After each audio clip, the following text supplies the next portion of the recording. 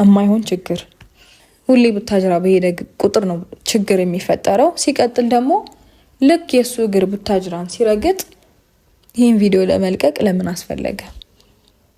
በጣም ብዙ ጥያቄዎች ነው ውስጤ እንዲፈጠር ያደረጉት እና ለምን አስፈለገ? ለምን ተለቀቀ?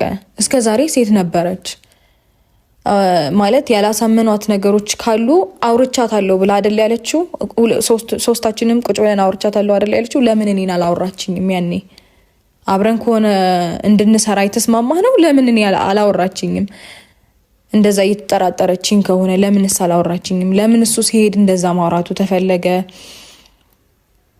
ብቻ በጣም ብዙ ጥያቄዎች ይፈጥራሉ።